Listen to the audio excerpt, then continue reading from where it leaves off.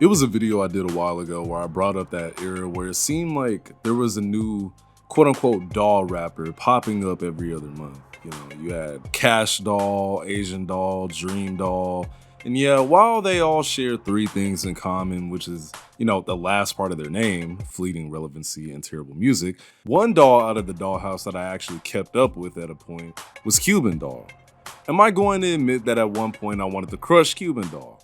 Absolutely, without a doubt, yes. I'm talking raw, nigga. Yes, I had a crush on Cuban Doll when she first came out. I'm not gonna lie. And that's why I kept up with her. Eventually though, it seemed like she faded off the face of the earth, and the reasoning for that has many answers that I just felt like talking about today. It's a nasty journey to 100K, and that subscribe button is free. If you fuck with me, get with me. So my first time hearing about Cuban Doll was all the way back in what feels like 100 years ago at this point, 2015.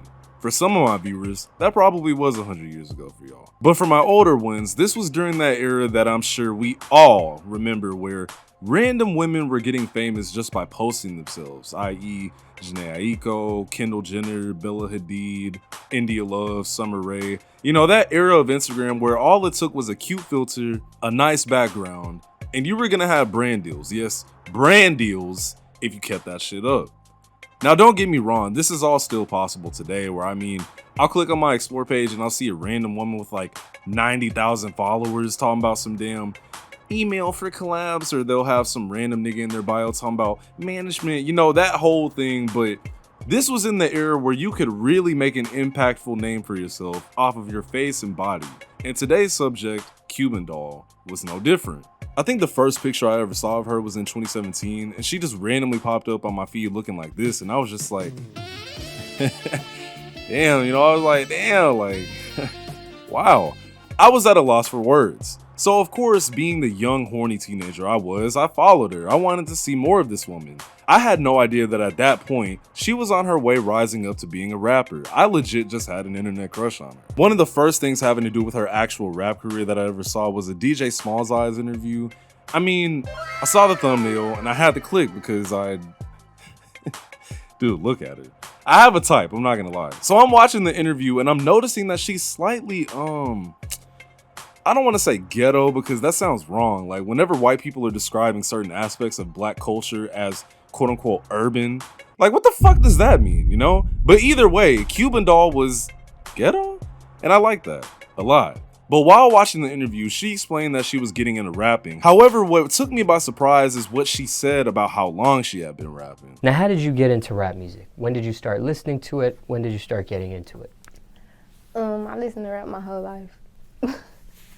But how I get into it? Yeah. Like, when did you actually say, okay, enough listening, I'm going to start rapping myself? About two weeks ago, going in 3 weeks. So, brand new? Mm-hmm. Fresh out? Mm-hmm. Fresh in? Fresh in. Fresh in the shit, and I'm in the shit. Yo, something about the way DJ Smalls, or whatever this nigga's name is, like the way he asks questions, that shit just makes me nervous. I don't know why I felt the need to tell y'all that, but me being as into rap as I was at that time, I'm like, okay, I'll keep up with her. I'll see what she brings to the table, because I was a Nicki fan. I was a huge Azalea fan. I'm like, all right, another, you know, what's another female rapper to the playlist, you know? So some time goes by, and one day I'm scrolling on YouTube, and lo and behold, who do I see on my recommended? Cuban Doll. And the song had a music video sitting at about 4,000 views at that point, I want to say.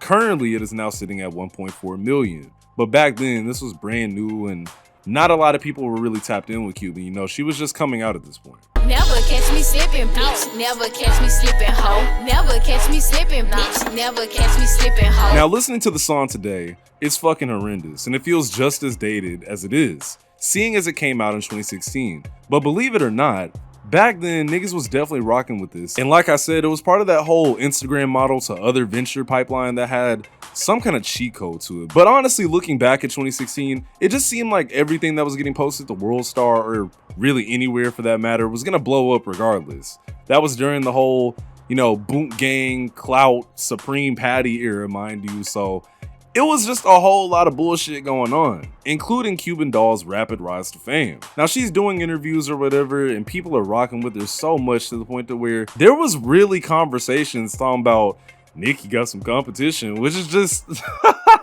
yo, Please be serious. At this point in the internet, we was just accepting literally anything that was getting thrown at us. Now, I'm not saying she's the absolute worst female artist of all time. You know, no. Y'all made that one bigger a few months ago. I'm just saying that even during this era, she was nowhere near the best. In fact, I was more of a Molly Brazy kind of guy, and obviously a Flo Milli kind of guy.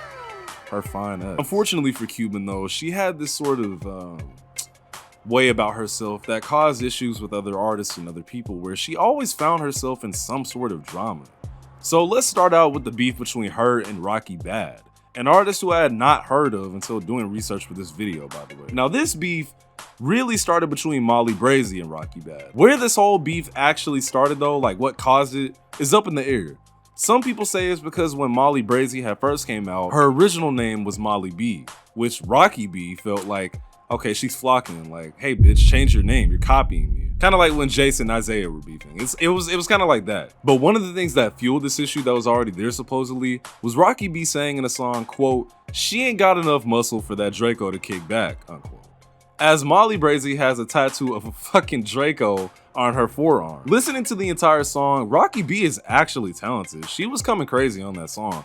But as y'all may or may not know, Cuban Doll and Molly Brazy at this point, at least in time, were actually cool.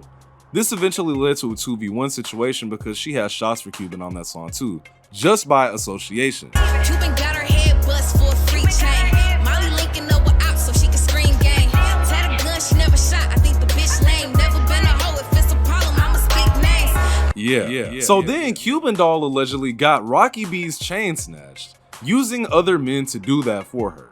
Now, keep that in mind, that she used other people to do something for her.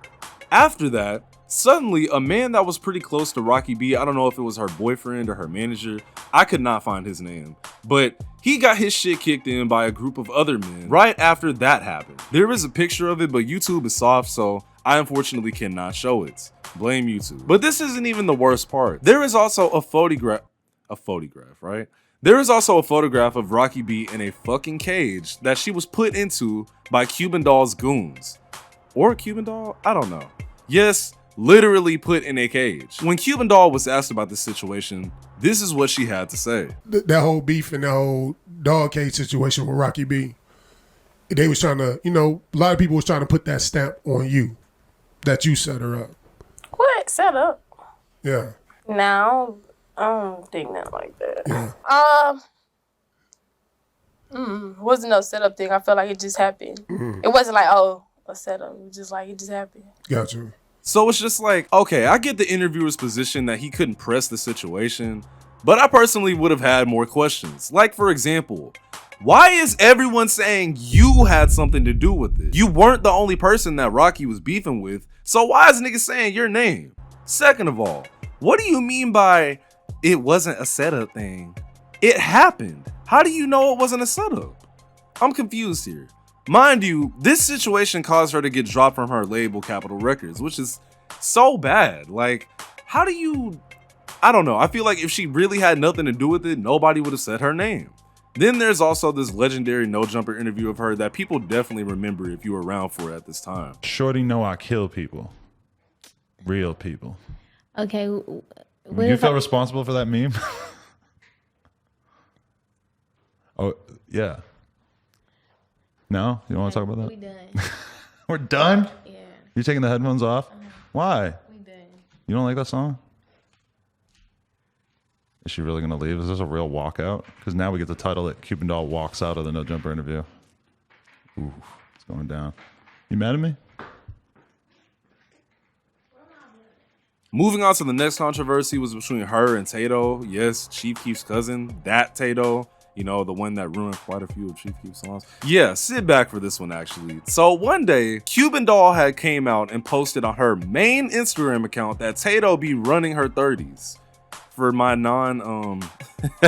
urban viewers, he be beating her ass. Now I'll put on the screen for those of you that want to read all that, but I will not be reading all that today. I will say though, DV is not even remotely funny, like at all. I'm just being a comedian to keep you engaged with the video, but in all seriousness, I remember when this came out and nobody was on her side, I actually felt really bad for her. Granted, this is post the dog cage situation, so it seemed like Cuban Doll's morale in the music industry was subpar.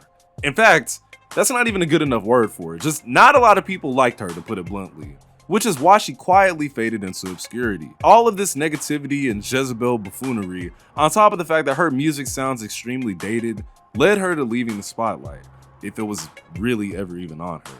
Because if you weren't really on the internet, you didn't hear about Cuban Doll like that. She was just another one of these dolls in the dollhouse that came with, you know, her controversy. If we're really getting into her music, all these different dolls, it got hard to differentiate like who is the best doll, or rather, I mean, what is even the point of comparing them anyway? Like, they all kind of rap the same, and that's why I just feel like her music didn't really, you know, stand out too much. Like, she sounded like a lot of other girls that were rapping at that time, respectfully. Nowadays, she's doing brand deals, and she just dropped a song a few days ago, I think, and I tapped in to try to give it a chance and was quickly reminded of why she's where she is. Is it clickbait to say she disappeared? Kind of, because one Google search will lead you right to her, but as far as the music and entertainment side of the industry goes, it's highly unlikely she'll ever return to that 2018 buzz that she had going. And one thing I do want to say that kind of honestly made things a lot worse was when she first got into the industry, y'all gotta remember, she was like 18 and she had buzz around her name. Now legally, 18 is an adult, but my older viewers are gonna get this, especially the girls, is that who you are at 18 versus 21 are two completely different people. And I think she just had a lot of maturing to do. But doing that in the music industry can be very hard when a lot of different situations and feelings are being thrown at you. She was basically just a young girl that got thrown hella, you know, clout. Long story short, I don't know why I felt like talking about this. I just find this story just, I don't know, a cautionary tale. I just found it really interesting. I just wanted to talk about it. But anyway, y'all have a good day, man. I'm finna go get something to eat. I'm UVXTX. Later. This will walk you down. My jello, I just had to pop it out. Yeah. My jello, my bitch had to crop it out. These niggas be hating, just stop it now. Like, why the fuck is you talking now? I promise you, bitch, I will try it out.